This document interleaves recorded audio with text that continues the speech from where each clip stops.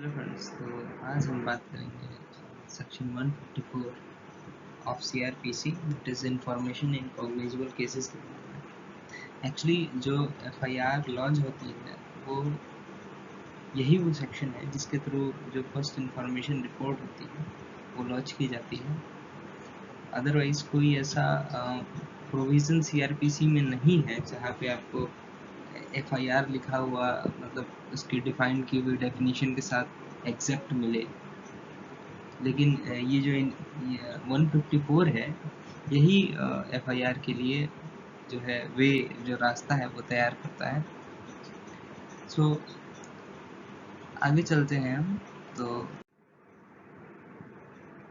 जो 154 है ये बात करता है इंफॉर्मेशन इन कॉग्निजेबल केसेस, यानी कि जो भी कॉग्निजेबल केसेस है। कॉग्निजेबल केसेस मतलब क्या, हमने जाना था जो लास्ट वीडियोस में कि कॉग्निजेबल केसेस वो केसेस होते हैं जहाँ पे जो है सीवियर इन नेचर होते हैं, जो सीवियर होते हैं, काफ़ी गंभीर अपराध होते हैं, जैसे रेप हो गया, मर्डर हो गया, डकैती हो गई, और जिनमें पनिशमेंट्स जो होंगे वो कम से कम जो है 2 साल से अधिक होते हैं। तो वो केसेस कॉग्निजेबल होते हैं, ठीक है, यानी संज्ञेय अपराध की श्रेणी में आते हैं। इसको लास्ट टाइम हमने पढ़ा था। तो अब ये जो सेक्शन है वो किस चीज़ की बात करता है, तो ये सेक्शन कहता है कि जो भी इंफॉर्मेशन है अगर कॉग्निजेबल केसेस से रिलेटेड है, यानी कि जो भी संज्ञेय अपराधों से रिलेटेड इंफॉर्मेशन है, जो भी डिटेल्स हैं, तो उसको अगर जो है क्या किया जा सकता है, उसको किसी भी ऑफिसर को जो भी इंचार्ज होगा किसी भी पुलिस स्टेशन का, उसको बताया जा सकता है। अब बताया कैसे जा सकता है, तो वो ओरली बताया जा सकता है या लिख के बताया जा सकता है, या जैसे भी आप जिस माध्यम से बताना चाहें बता सकते हैं। लेकिन अगर उसको ओरली बताया जाता है, उसको ओरली मतलब आप मुंह से बता रहे हैं, सिर्फ लिख के नहीं दे रहे हैं आपको। किसी ने, जैसे कि आपने देखा कि रास्ते में किसी का मर्डर हो गया, या फिर आपने देखा कोई किसी का रेप करते हुए किसी को देखा आपने, तो आप क्या करते हैं, आप अगर उसको जाते हैं पुलिस स्टेशन में और जो भी इंचार्ज है वहाँ का उसको बताते हैं, तो वो क्या करेगा, वो उसको जो भी आपने डिटेल्स बताई हैं, जो भी आपने इंफॉर्मेशन दी है, उस इंफॉर्मेशन सूचना दी है, उसको क्या करेगा, उसको वो राइटिंग में जो है कन्वर्ट करेगा। यानी कि जो भी चीज़ आपने बताई उसको वो लिखित रूप में लिखेगा, या खुद लिखेगा या फिर किसी को डायरेक्ट करेगा, अपने जो भी जूनियर हैं जो भी हैं वहाँ पे, अ, तो उसके डायरेक्शन के अंदर ही क्या किया जाएगा, उसको लिखाया जाएगा। अच्छा, एक और चीज़ है कि जब वो उसको लिखवा देगा तो shall be read over to the informant, यानी कि जिसने इन्फॉर्मेशन दी है उसको पढ़ के सुनाया जाएगा। साथ ही साथ उस व्यक्ति के साइन भी कराए जाएंगे कि हाँ आपने ये चीज़ बोली है, आपने ये चीज़ सूचना दी है, ठीक है। और साथ ही साथ जो हो क्या होगा, एफआईआर बुक में उसको जो है क्या किया जाएगा, एंट्री करी जाएगी उसकी। अब एक चीज़ यानी कि ये ज़रूरी नहीं है कि उसको साइन कराया जाए और उसको पढ़कर सुनाया जाए, क्योंकि केसेस होते हैं जो ये काफ़ी सीरियस नेचर के होते हैं। तो इसमें ये बहुत मायने नहीं रखता है कि जो इन्फॉर्मेशन, पहली इन्फॉर्मेशन दी गई है तो जो इन्फॉर्मेंट है उसको पढ़ के सुनाया जाए और उसको जो है उससे साइन कराया जाए। अगर नहीं भी कराया जाता है तो भी बहुत ज़्यादा फ़र्क नहीं पड़ता है। अब देखिए इसमें जो है जो क्रिमिनल लॉ अमेंडमेंट एक्ट था 2013 का, उसके बाद कुछ चेंजेस आए, और वो चेंजेस ये थे कि जो भी इंफॉर्मेशन होगी, जैसे कि किसी महिला के खिलाफ कोई जो है केस हुआ है, कोई अत्याचार किया गया, ठीक है, और उस और वो जो भी ऑफेंस है वो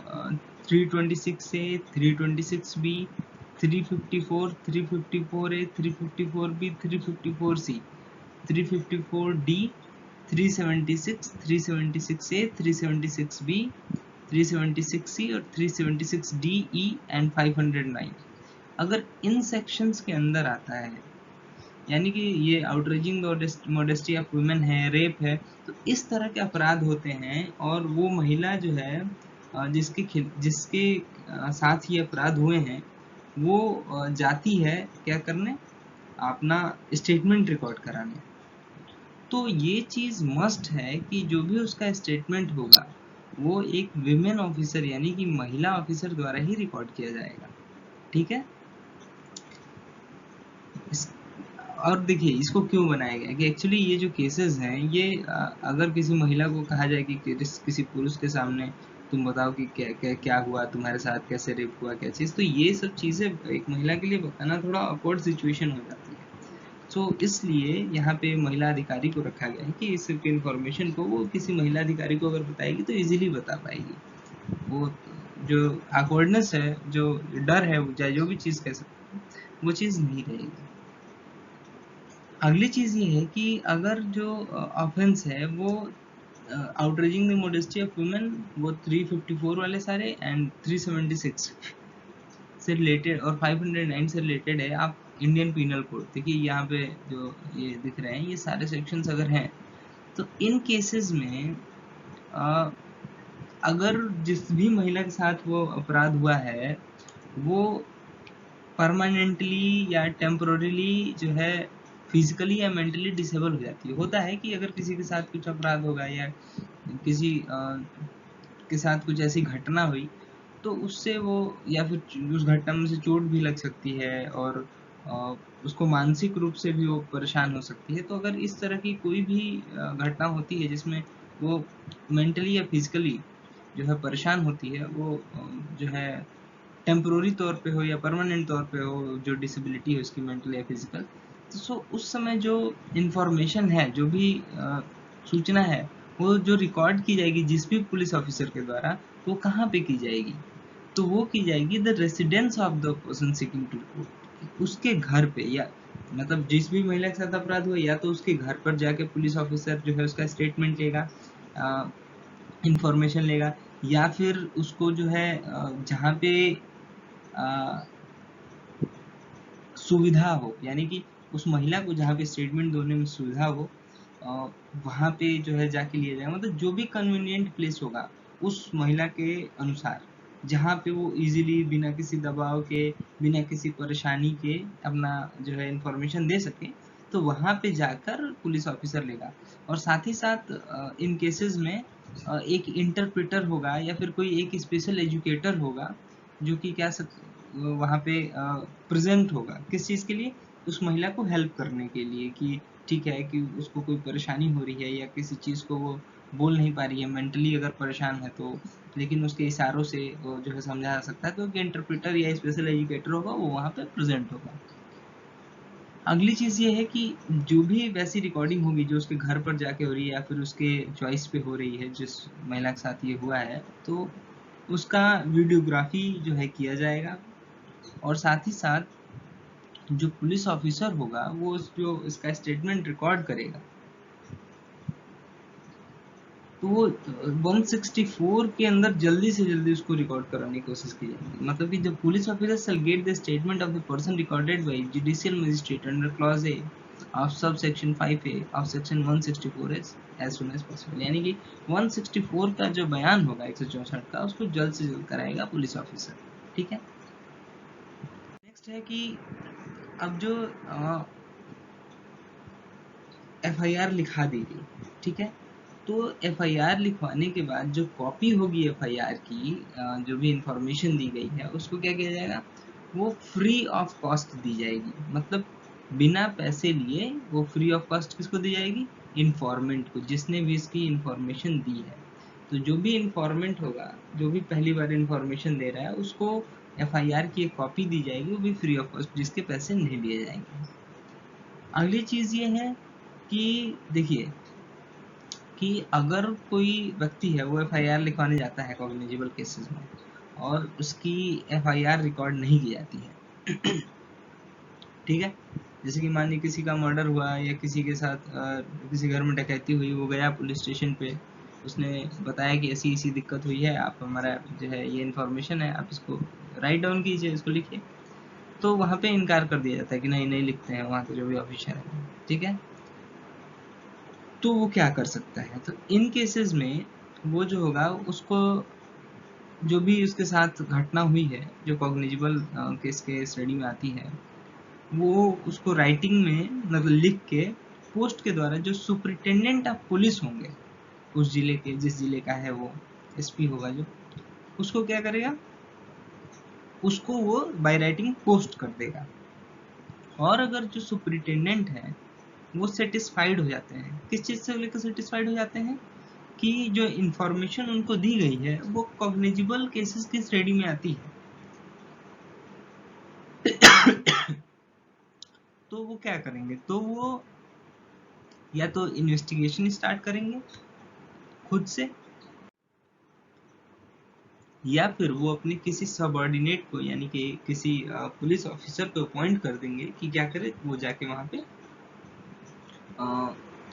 इन्वेस्टिगेशन स्टार्ट करे उस चीज़ की, कि उस ऑफेंस की कि क्या वो ऑफेंस है कि नहीं है। तो ये अगर आपका कोई ऑफिसर है वो नहीं लिखता है आपकी एफआईआर, तो आप एसपी को लिख सकते हैं, सुपरिटेंडेंट ऑफ पुलिस को, जो कि अगर सेटिस्फाइड होगा तो वो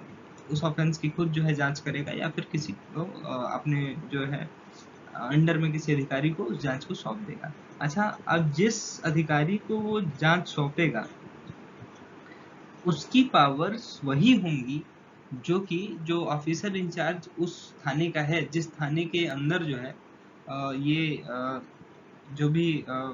ऑफेंस हुआ है वो क्रिएट किया गया है, यानी कि जो भी ऑफेंस हुआ है जिस थाने की अंडर में आता होगा वो, कि इस थाने के अंडर वो ऑफेंस आ रहा है, इस थाने के जुरिडिक्शन में है वो एरिया जहाँ पे ये ऑफेंस हुआ है, तो उस थाने के जो इंचार्ज होंगे उनकी ही पावर के बराबर इस व्यक्ति की भी पावर होगी, जिसको एसपी ने जो है अपॉइंट किया है इन्वेस्टिगेशन के लिए। इसके बाद आते हैं एविडेंशियरी वैल्यू पे, कि क्या एविडेंशियरी वैल्यू होती है किसी भी एफआईआर की। तो जो एफआईआर होता है ये सब्सटेंसिव पीस ऑफ एविडेंस नहीं होता है, यानी कि इसको डायरेक्टली यूज करके किसी भी एफआईआर को, किसी को कन्विक्शन नहीं दिया जा सकता है, किसी को छोड़ा नहीं जा सकता है।